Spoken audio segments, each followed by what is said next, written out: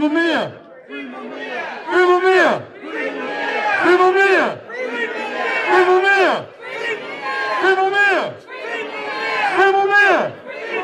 Free Mumia! Free them all! Free them all! Free them all!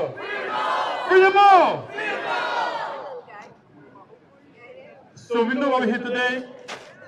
We know that 40 years ago, July 3rd, 1982, our brother was given a conviction and sentenced to death.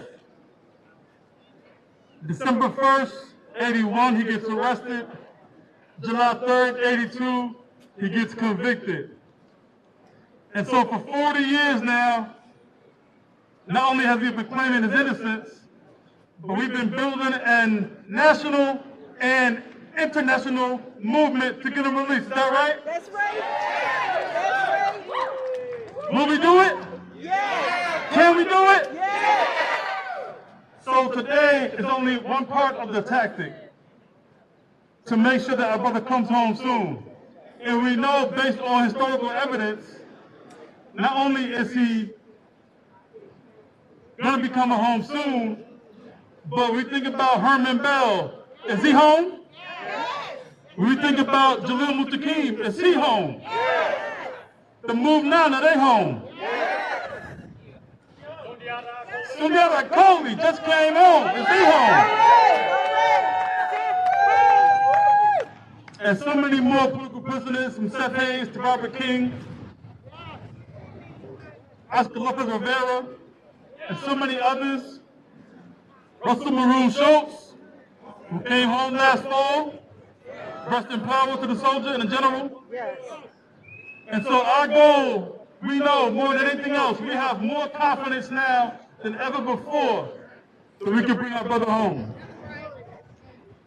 So we're going to start off with a quick libation and then get started with some speakers, but more importantly, we're going to rally up, we're going to share some important information and talk about what it means to build a movement that will take us from this day forward to the end of the year.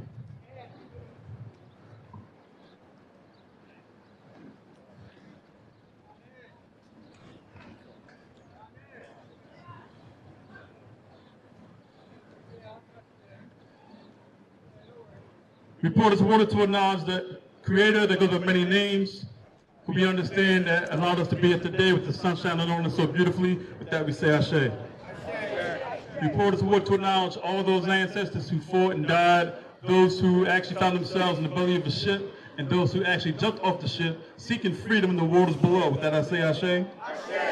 Reporters wanted to acknowledge all those ancestors who found themselves in maroon colonies in the Americas, that be in South America, Latin America, Caribbean, islands, all that found themselves in freedom in the drum and the swamps, and in the villages and the houses, in the valleys and the mountains and the hills. Ashe?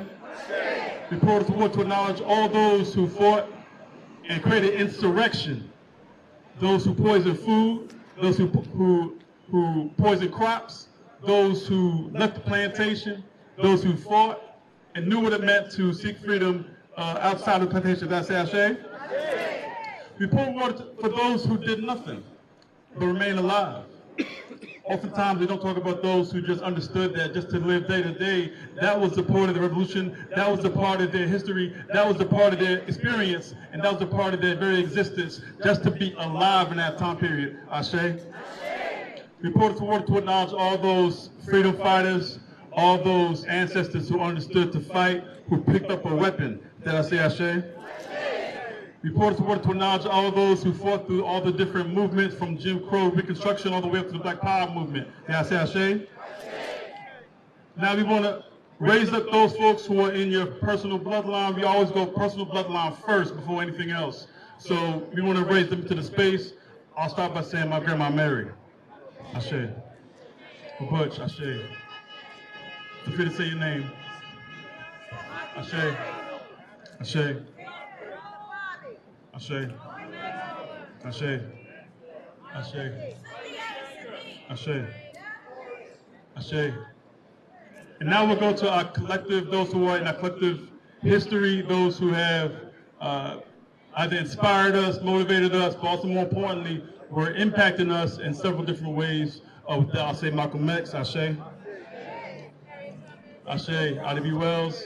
Ashe, Queen Mother Moore. Ashe. Ashe. Ashe. Ashe. Ashe, Daniel Nash. Ashe. Ashe. Ashe. Ashe. Ashe, Nahanda Abiodun. Ashe. All right, we're gonna say close it out 3 times. Ashe, Ashe, Ashe. All right, y'all. Y'all ready to get started, right? So the speakers, just watch this little location right here if you can when you're walking up.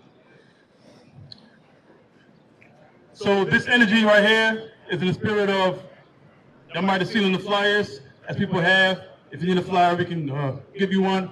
Love, not fear. And to get us started, we're going to bring up somebody who not only has helped to organize with Love, Not Fear, but also with Black Alliance for Peace, with BLM, and just somebody who's out here trying to make sure that we can get free. Give it up, y'all, for Yane Indigo, y'all.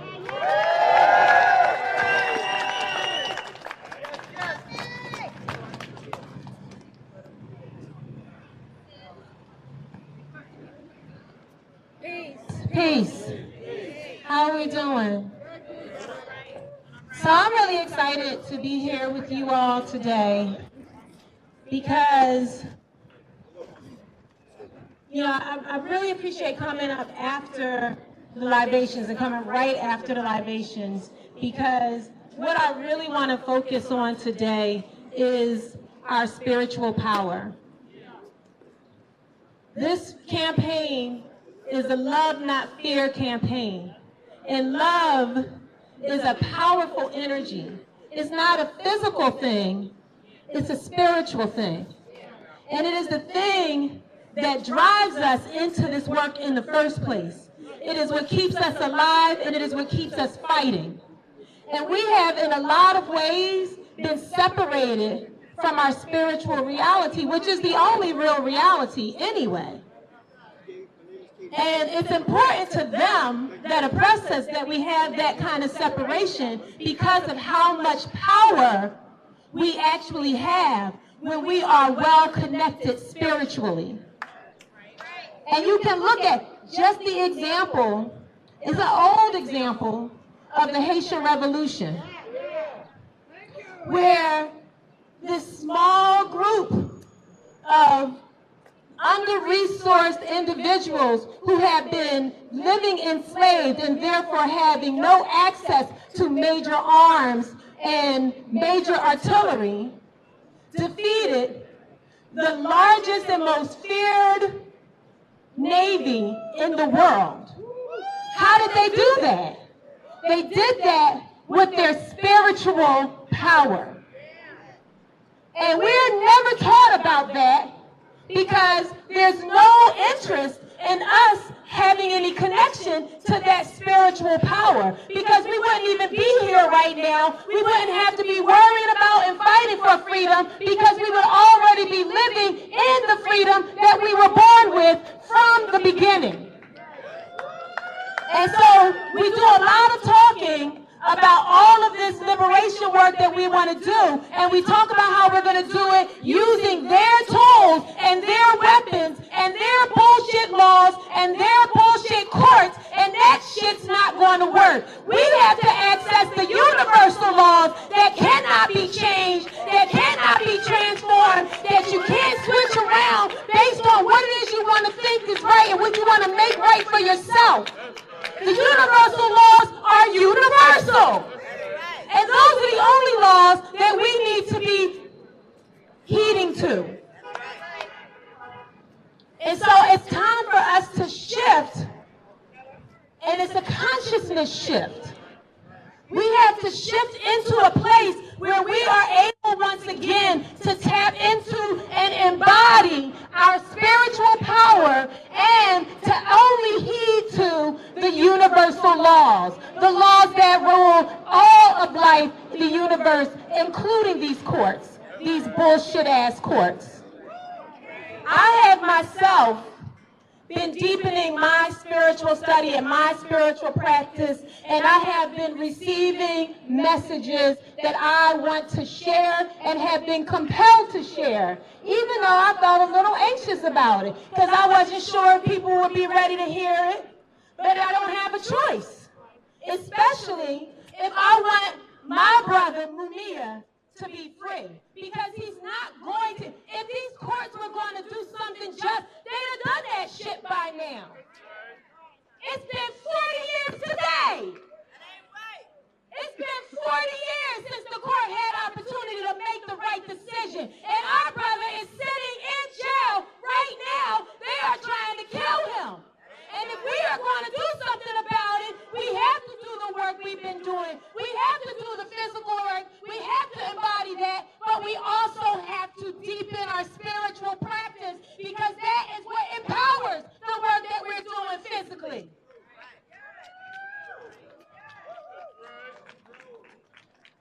So we have to recognize everything we're experiencing, we have created it. We are all co-creators in the reality that we have right now, right? So who is it that is telling us what to expect? There are these people who hate us. There are these people who don't see our life and our humanity. They're giving us these images. What images are they giving us? They're giving us images of us shooting each other down on the streets. They're giving us images of them shooting us down on the streets and getting no consequences for it. And then we take that in, and then we're co-creating that reality. We are co-manifesting the shit that they want for us. It's time for us to co-create what we want for ourselves.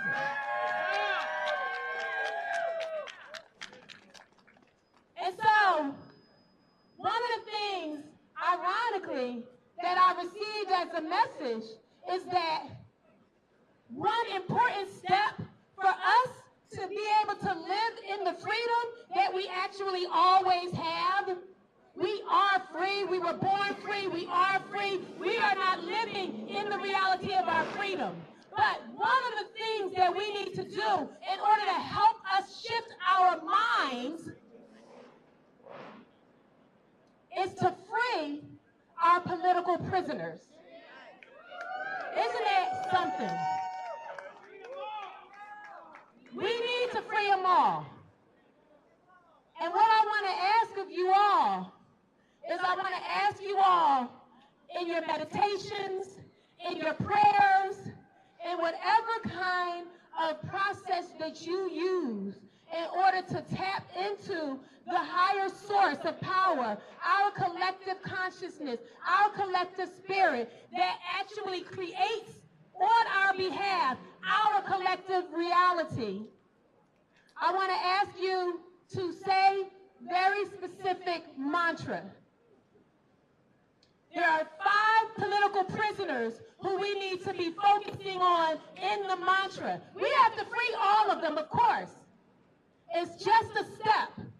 But these 5, we need to all be all day, every day, shifting the conscious reality by focusing this mantra on these 5.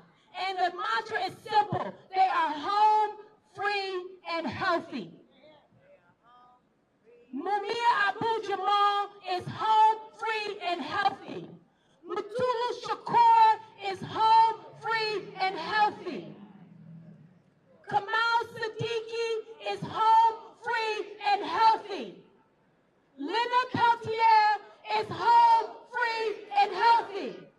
Imam Jamil Alami is home, free, and healthy. Say it all day. Say it every day. When you sit inside that beam of light inside yourself and tap up to the greater reality, say it. Mumia Abu-Jamal is home,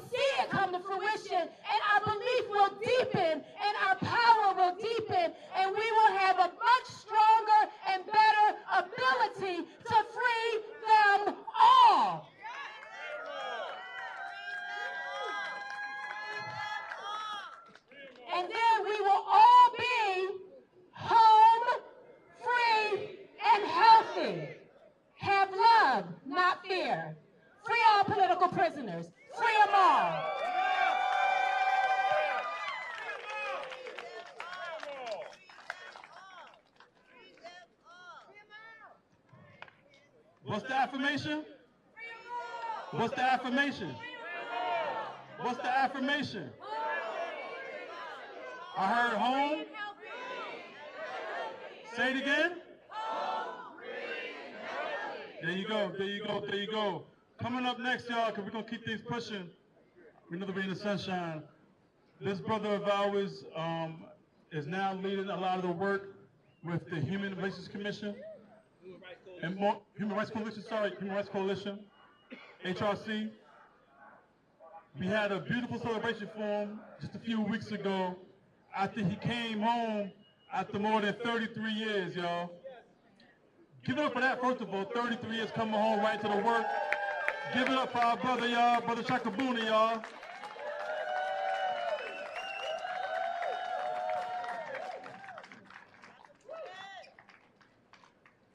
Good afternoon, everyone. Thank you. My name is Shaka Booner, and I'm the Executive Director of the Human Rights Coalition, which me and a few other brothers that's political prisoners started in the Pennsylvania Department of Correction. And what I wanted to tell you is that, I spent years in solitary confinement with Mumia Abu-Jamal. That's one.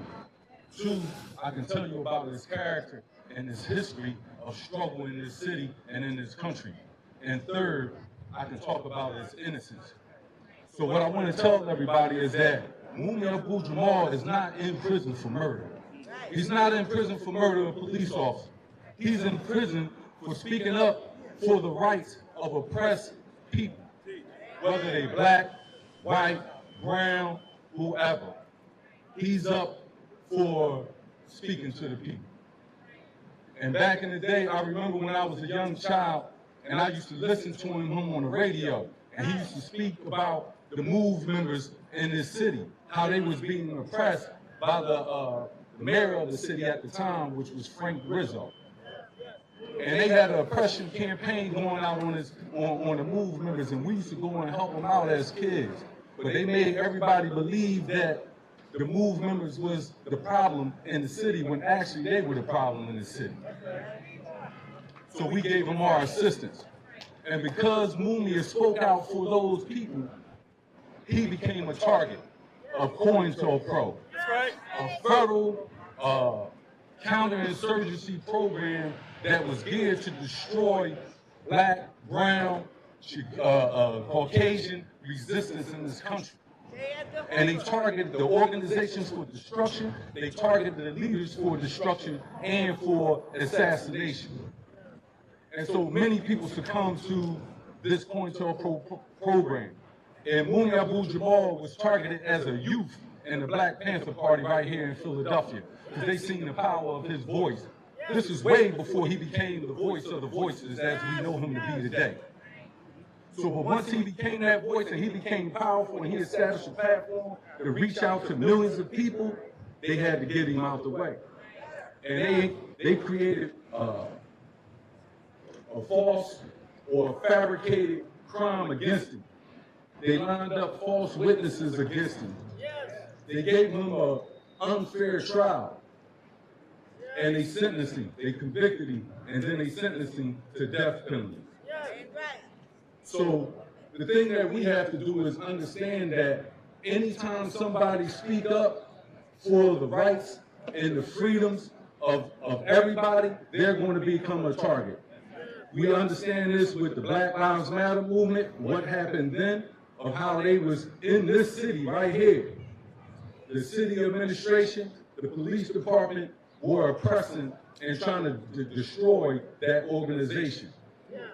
We know it from years ago when they had the Occupy Wall Street movement and how they went and destroyed that movement. You don't even hear about it today.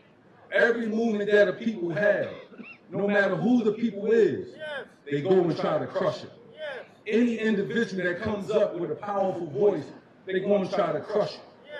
So another message that I want to give to any one of you that want to be activists, freedom fighters, agents of change, whatever name you wanted to give yourself, is to understand that when you speak out for the people, that the government is going to try to oppress you. They're going to try to throw you in prison. They're going to try to look for any type of reason to get you out the way. So you have to walk a correct line, and you have to make sure that what you do cannot get you thrown into the dungeons along with Mumia. But we also have to understand that Mumia did what he did so we can be free to speak and to challenge and to, try to change, this country. Because this country is not really for the civil rights or human rights of anyone. They're for the human rights of themselves, their own little clique of people. And everybody else, they just want us to be slaves or servants to them, to the system, and to continue to exploit us and keep us divided, because that's the only way they can do it. So we have to understand that, yes, Mumia is in prison right now today, and we're out here free.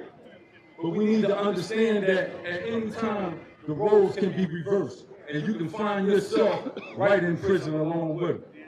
For doing the right thing, for being a freedom fighter, for speaking up against injustice. So understand that we need to be able to start supporting our comrades, our friends, our organizations that are putting in the work for everybody. We need to know the importance of that, because when they get you into these prisons, they're doing all types of abuse and torture against you. All the activity that they did in Iraq during the so-called Iraq war to eliminate Saddam Hussein, all the abuse and torture that they did in those prisons that came out later on in Abu Ghraib and Camp X-Ray in Cuba, they was doing it right here first. And they was using this as a testing ground on me, Mumia, Salim, and many other brothers and sisters that's locked down as political prisoners. So we got to come out and we got to support Mumia. The DA, the judges, they've been holding all this evidence back and they don't want to release him. Any other person, they would have been released. They would have been released a long time ago. But they know that this man is still powerful. He still have a voice in America and around the world, and they don't want it to be heard. They want to silence him, but they want to silence him with death. They want him to get so old and decrepit that he can't even speak. And they damn near tried to kill him not too long ago with premeditated medical neglect. So we need to understand these things, and we need to come out and we need to speak to the Attorney General. We need to speak to the District Attorney of Philadelphia. We need to speak to the Chief Judge right here in the Philadelphia Community Court, Common Pleas Court, pardon. And we need to speak to the Supreme Court Justice of Pennsylvania. We need to put the pressure on them. I'm talking about people pressure. And we need to come out for Mumia. Free Mumia! Free Mumia!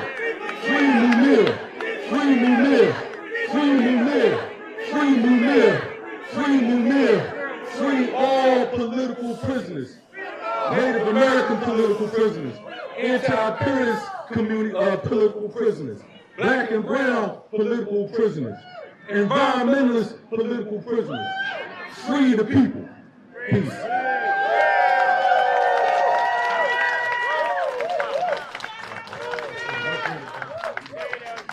Give it up again for Chakabuna, y'all. We can never give up on our family to unlock on the cages, y'all. Right? We gotta make sure that we understand the importance of political prisoners and politicized prisoners. Those on the inside who pick up a book, pick up a study group, learn from an elder, and get connected, and come outside and be more dangerous than when they went inside. With that being said, y'all, we saw on the flyer that this is about 40 cities. This is a global, worldwide protest to free Mumia Abu-Jamal, y'all. This weekend, there are protests, actions, and teachings happening right now in Germany, in Mexico, in London, elsewhere as well. All together united to free Mumia Abu-Jamal. And so in the spirit of solidarity in the global movement, we want to bring up a long-time supporter of Mumia Abu-Jamal, all political prisoners, but also the word for us to say, free Palestine! Free Palestine! Free Palestine! We're going to bring up Susan Bahawa, y'all.